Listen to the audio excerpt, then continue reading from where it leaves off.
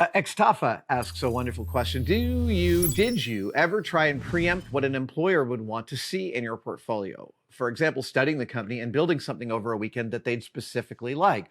Or did you just hope that your work in general would speak for itself? I did both. And I'm a big fan of researching your client and bringing them a portfolio of bringing them something in your portfolio that speaks directly to them. That's phenomenal. And as someone who hires people, that shows a lot of initiative. I would be really pleased to see that in someone I was interviewing. That being said, your portfolio for interviewing in the making of things that you do should not include only your creative work. It should not include all those sculptures that you made or the vases that you designed yourself. Those are great to have in there.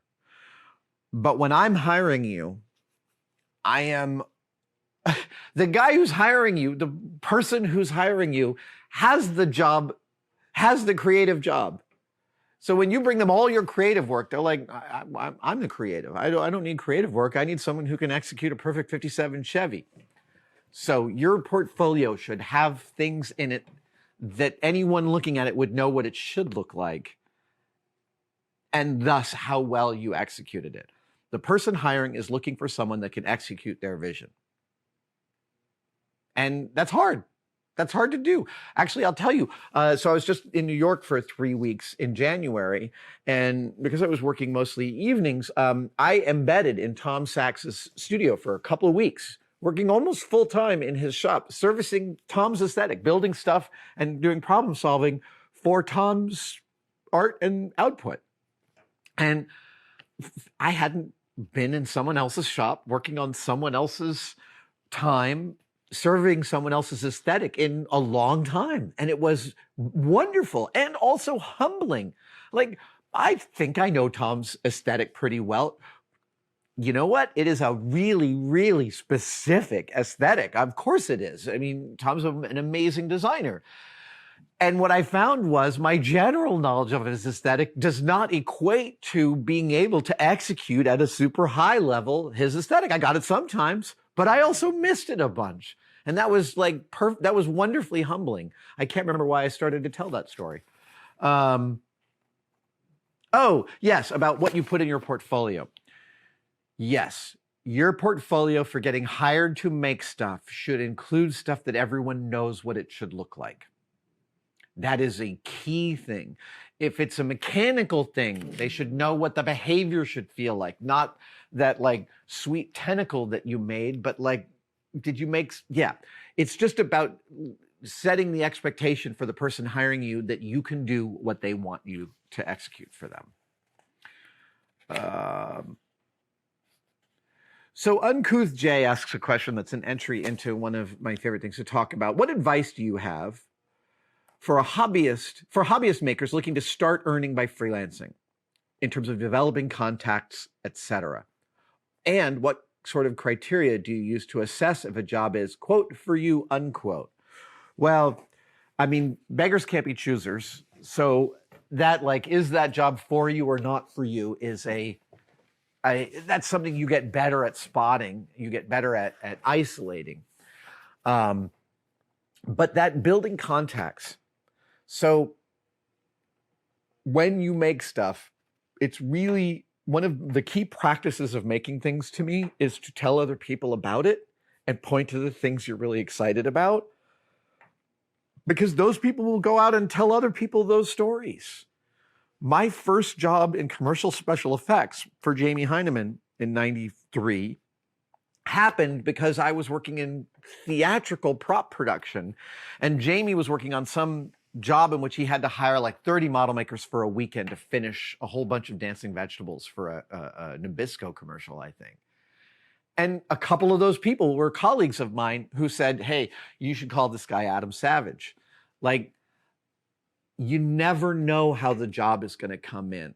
So tell everyone about what you're doing. It doesn't mean bellyache on and talk endlessly about it, but it does mean like that process of reaching out into the world to let people know that you can do something and that maybe someone can hire you to do something. It's not just like, oh, I'm just going to call this company and tell them that I'm a new freelancer in town. It's about building relationships with people, and that those relationships can end up leading to other relationships that come back and pay you in the future.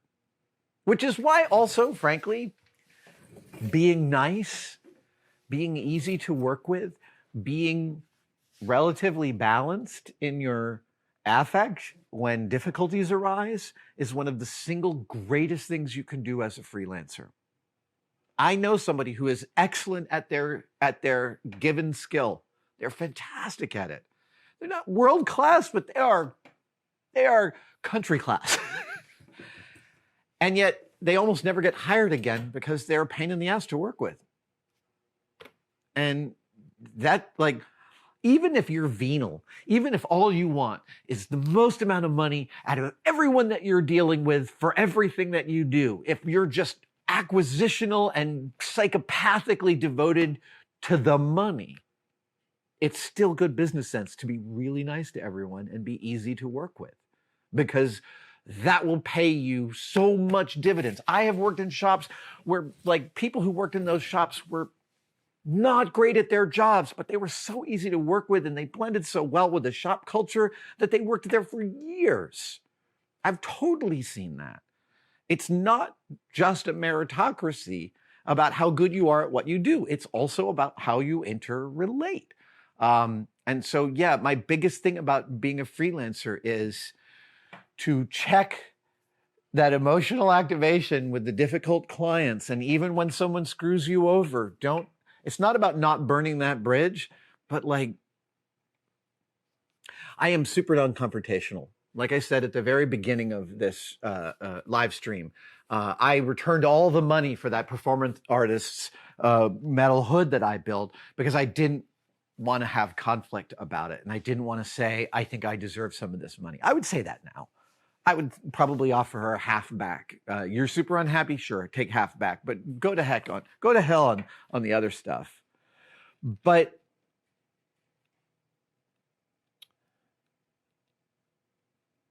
a confrontation is an investment. That's the way I think about it now at my age. If I'm wanting to invest in the relationship, then I might be willing to have a conflict about it because we want to get past this thing. If a client bones me out of a gig, I'm not going to call them names. I'm not going to call them and yell at them. I'm just never going to take another job for them. And when people close to me ask me what I think of that client, I might actually tell them the truth. But I have no investment in improving the relationship with that client that screwed me out of that money. But by the same token, I'm not going to give them an opportunity to call me an asshole and say, he called me up and he yelled at me. None of that. They don't get any of that from me. They don't get any meat to trash me, and they don't get any more interaction with me. That's how I view that kind of thing. Thank you so much for watching. If you'd like to support us even further, you can by becoming a tested member. Details are, of course, below, but it includes all sorts of perks, and we're building them all the time. You get advanced word and behind-the-scenes photos of some of our projects. Questions, you get to ask direct questions during my live streams, and we have some members-only videos, including the Adam real-time series of unbroken, unedited shots of me working here in the shop. They are weirdly meditative. Thank you guys so much. I'll see you on the next one.